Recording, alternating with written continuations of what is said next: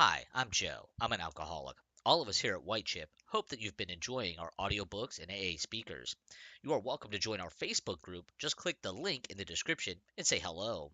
If you support the Alcoholic Anonymous cause, please hit the like and subscribe button. We upload new AA content every day, so if you want to see more, hit the notifications button. This way, you'll be the first to know when we've uploaded a new video. Without further ado, let's listen to the next AA speaker. He's a grateful recovering alcoholic with 29 years of continuous recovery. Say hello to John Larroquette. John, welcome to the program. Thank you very much. Good to be here. Tell us a little bit about what happened to you in recovery and how your life has changed in the 29 years. Well, it's sort of that demarcation between insanity and sanity. As a young man, I was a heavy drinker, an alcoholic, and drug addict. I don't make any bones about that. And something happened, and that mentality shifted one night, and it became important to me to try and live by certain ethics and precepts that I had always held dear, but really didn't either have the convenience to follow them or the will to follow them.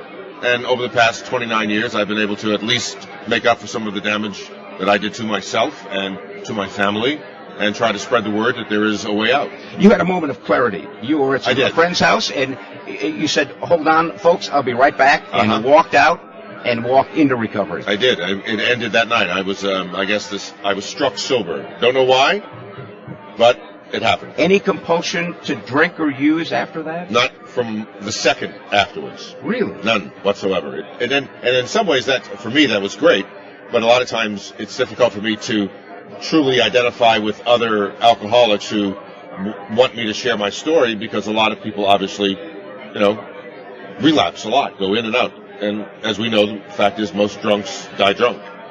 You were sober about 2 years when you landed the Emmy Award-winning role of Dan Fielding on Night Court. Was that a difficult time for you in early sobriety? No, I don't have any horror stories at all like that. Life became a blessed event every day the night that I stopped drinking, and the damage control certainly was emotional, to look at my family and slowly see the trust coming back in my wife's eyes, my children's eyes, because I never tried before. It wasn't like I had been, I swear I won't. I never talked like that. I drank until I didn't. Was it difficult making amends for you? No, it was actually very joyous, and some funny stories about that, because the large institutions, financially, who I owed money to, department stores, would go back and try to give them the money, and they wouldn't accept it. They had no idea what to do with it, because they had written it off years ago. So I donated it to churches instead. Oh, that's funny. After the role of Dan Fielding, they wanted to spin that off into another series. You said absolutely not. And yet then you went on to the John Larroquette show.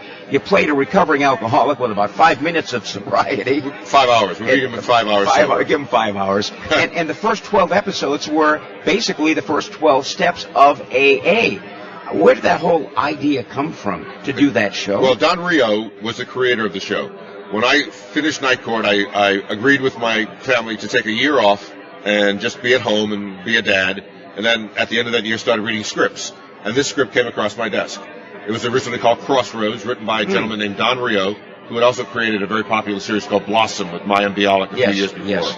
And I read it and identified with it, obviously. The character's name was John. He was a drunk, intelligent, handsome, just like me. And I approached Don and said I would love to do this, and so we got together. And it was our idea to base the first 12 episodes on the 12 steps, being that to look at the principle of the step and how do you write a story about that. In hindsight, it'd have been better had we done that over like 2 seasons. I have a feeling we shoved a little too much down the audience's throat too quickly, and a lot of people didn't accept it. But we were on the air for almost 4 years, so we were successful in that regard. How has your recovery progressed over the 29 years? Addiction certainly is progressive in a negative sense. Recovery should be progressive in a positive sense. What's different for you today, 29 years later? I live like an earthling. I never lived like an earthling before. I lived like this alien, like brother from another planet. And, just the vagaries of life impact me like everybody else. The emotional highs and lows of raising children and looking at the world. I'm, sort of a normal human being, which to me is an exceptional feat. What is it like being in a Broadway play? This is your first time on Broadway. It is, yes, and that was merely due to time. I was always on a series and didn't have the opportunity to donate a year to New York. But, most of my career has been in front of an audience. Every Friday night, for 9 years on Night Court, there were 300 people in the house watching the show. So it's not foreign to me to be in front of a bunch of strangers trying to entertain them. What is the role of humor in recovery? I think it's essential because, there's so much drama and tragedy in using that if we can't laugh at it, I don't really see the point in doing it. We always say on the radio show the bright side of addiction is recovery, and it's something that people don't usually think of when they think of an alcoholic. They think of the still sick and using alcoholic, as opposed to the person in recovery. No, there's a great amount of joy and laughter and happiness to be had if you can embrace it. Who has been the most influential person to you in your recovery? Boy. Chuck C. probably, sure. One of them. I met him early on, read his book, A New Pair of Glasses. And my, people that I came across, certainly people like Bill Wilson, even Carl Jung, I found very influential in my studies about the addiction. You were raised obviously a strict Catholic, and of course when you find 4 Catholics, you always find a 5th. What about the role of spirituality in your recovery? Well, I've always been spiritual. Really, and this is not euphemistic. Until I was 16, I really wanted to be a priest. I thought I was going to be a priest. And spirituality and religion to me are two separate issues, and I feel like I'm very spiritual, but not extremely religious. We're a little late, but we saved the best for last. I was thinking of writing a big introduction to John Larroquette, and then I took a closer look at his life, and I realized this guy doesn't want introductions. He stands on his own. The first time I remember seeing John Larroquette, and if you have a television, how could you not know this guy? He exploded off the screen of Night Court. Remember the TV series Night Court? He really did. He was that serious, and he had a great rapport with every cast member. Since then, he has played every kind of character. Good guy, bad guy, better guy, worse guy, playboy, racketeur. He's been everything. His talent explodes off whatever medium he performs on. But his biggest contribution is what he's doing about his own honesty and his personality and his personal life and the lessons he's providing. Right now he's on Broadway, starring with Harry Potter. It's how to succeed in business without really trying, but how to succeed is what they all talk about. He was talking about how he's had to move to New York from L.A. John, you're living in L.A.? Is that where you usually live? Yeah. And all the pitfalls of trying to find a place, not buy a place, not really rent a place, how long do you stay here, because what happens if the show doesn't make it? But I think that with his cast and the reviews it's gotten, and going 2 tickets for $1,000, I think it is going to make it. Please welcome a really great guy and a massive talent in the industry, John Larroquette.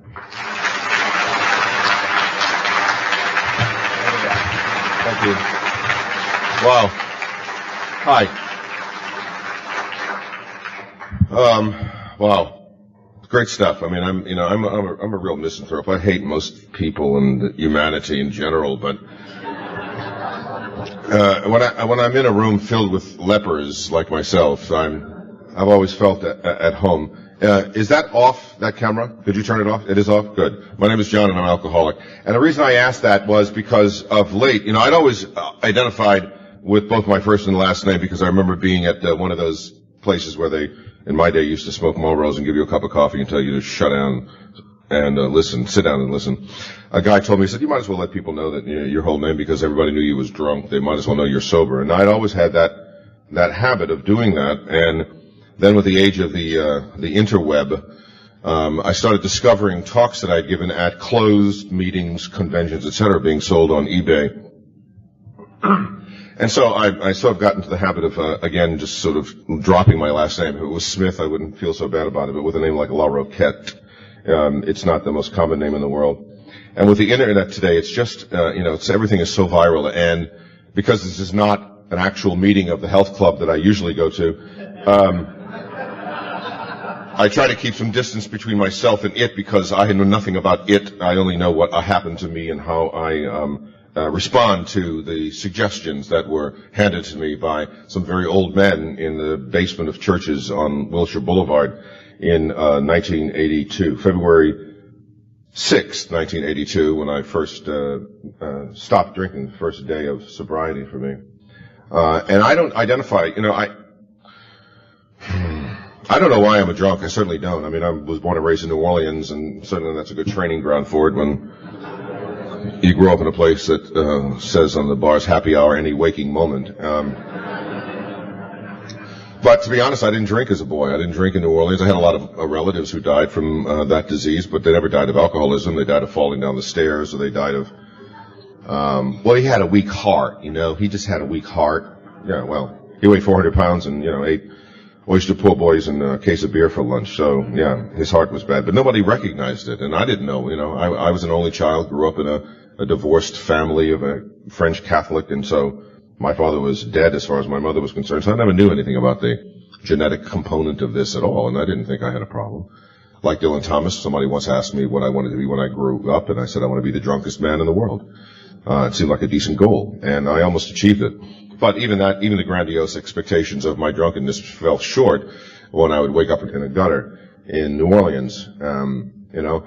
And I don't mean to be crude, but, you know, one of the things that I always, you know, after almost 30 years of this, and I remember being on the Today Show once and telling Brian, and I must have been probably only about 20 years sober then, Brian Gumbel interviewing me and congratulating me for being sober, and I went, you know, that's really bull. Congratulating a drunk for not drinking is like giving a cowboy with hemorrhoids a trophy for not riding his horse. You know, it's not.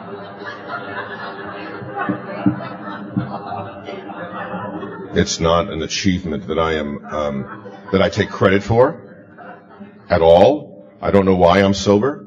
I was a very devout Catholic, a New Orleanian, hence I have very heavy atheistic tendencies at this point in my life, but I don't know what happened to me. I got sober one night. That's all I know. I was struck sober.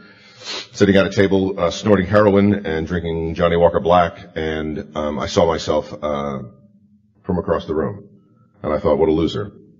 And I looked at the friend that I was, that moment was over, and I looked at the fellow I was getting drunk with, and said I was going to go to the bathroom, got up from his table, walked out of his house, and never drank again. I don't know why. I don't believe in God. Well, that's not quite true.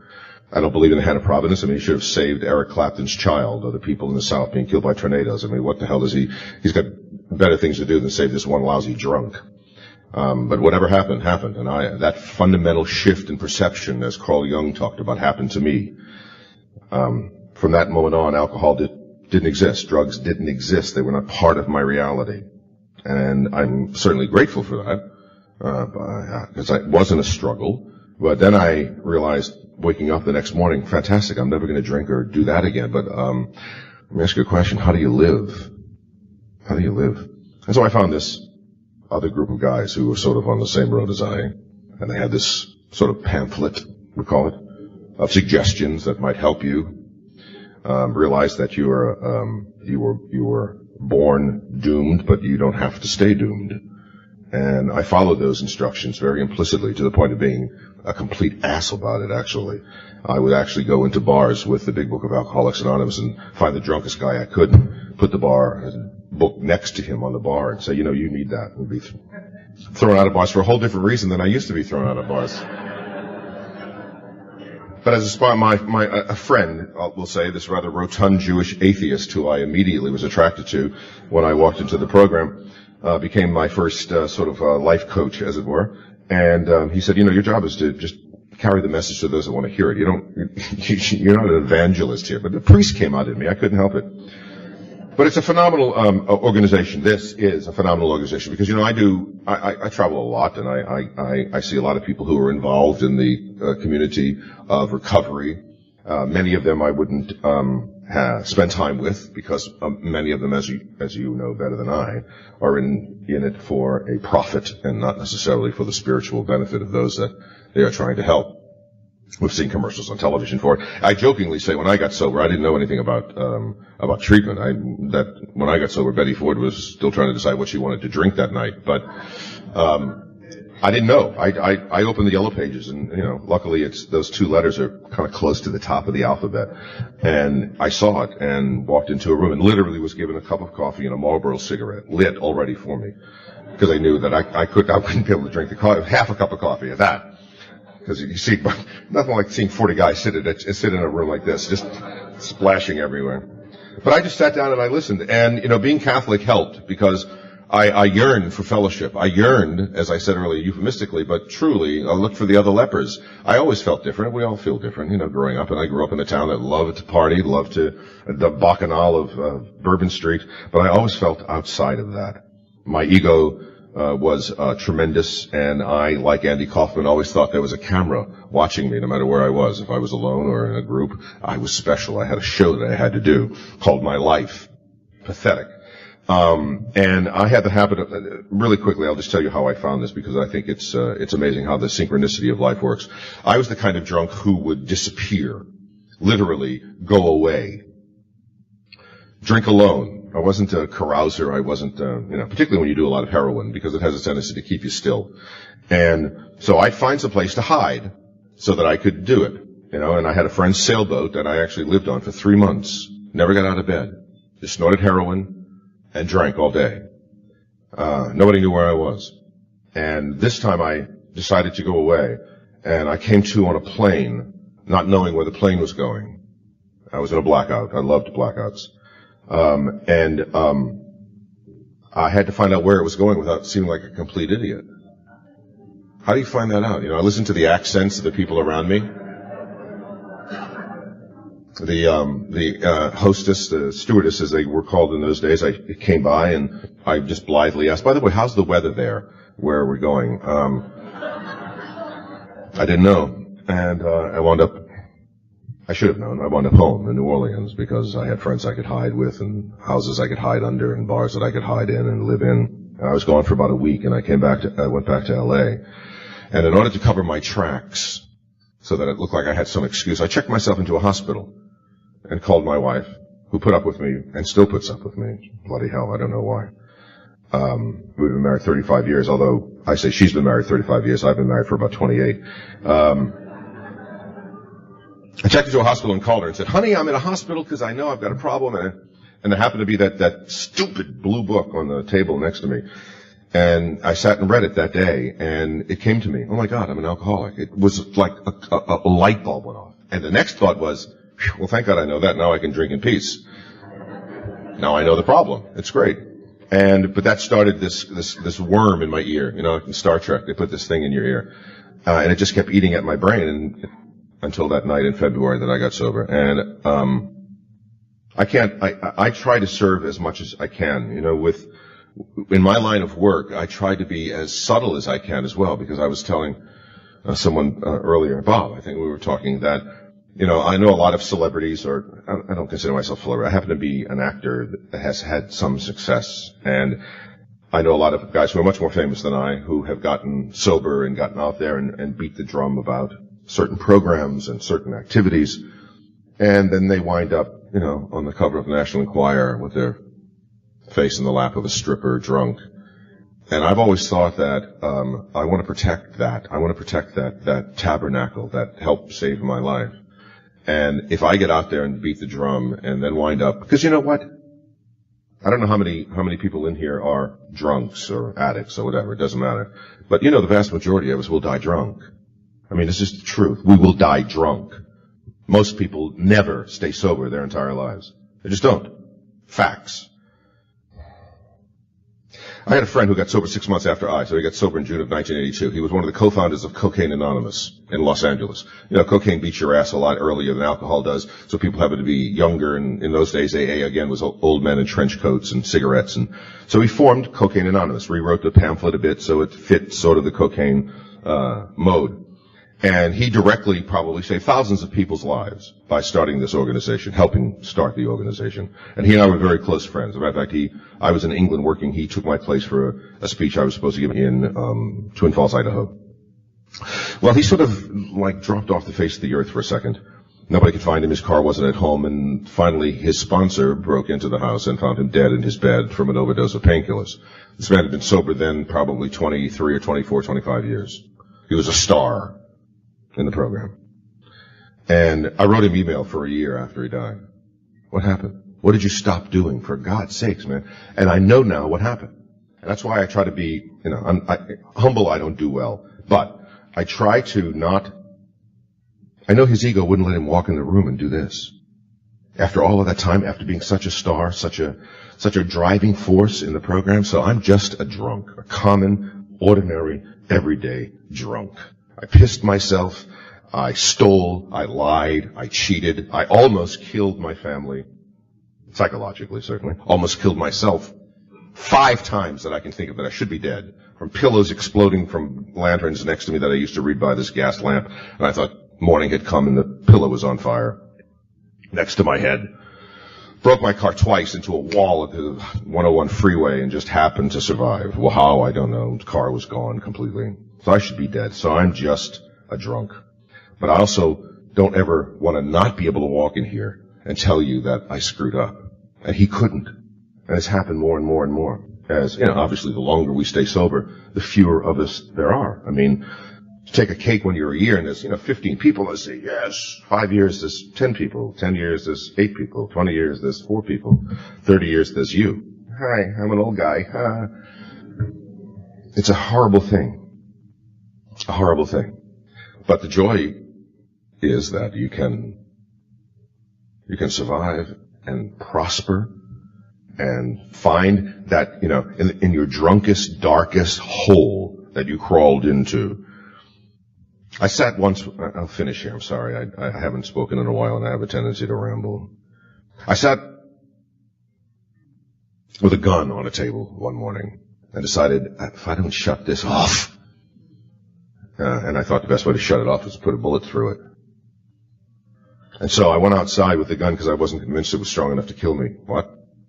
And I shot 3 rounds off into the garage door, and it went through the garage door, so I figured it would go through my brain skull. So I sat down with it, and I decided I had to write a note. Obviously, you have to leave something. You have to leave it.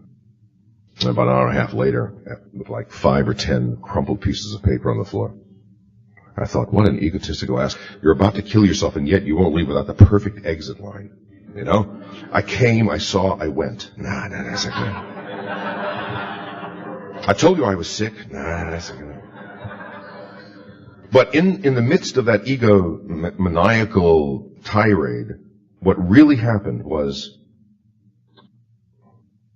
hope had not been extinguished completely from me.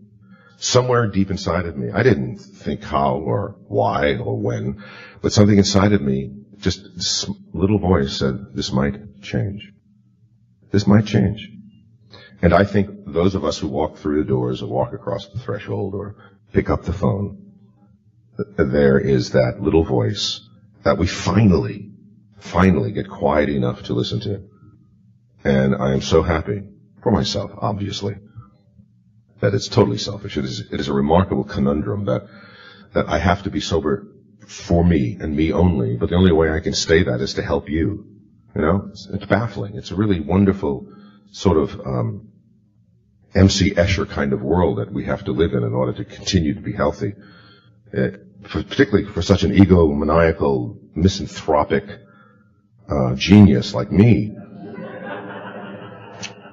to have to spend time with earthlings. It's remarkable, and I can't thank this organization enough for the work it does. And I was, again, when the names were listed off of people who have gotten this aboard, and then John Larroquette, I mean, that's, it's sort of like, wow, I guess nobody was home that year, but it's an absolute honor to have been recognized. And where were we? In D.C. then, I think, was the place. But anyway, you guys have a great day. Thanks. You know what? You kept me sober today. You helped keep me sober. I didn't plan on drinking, but you never know. But now I'll just go to Starbucks instead. Thanks for being here. Thank you very much.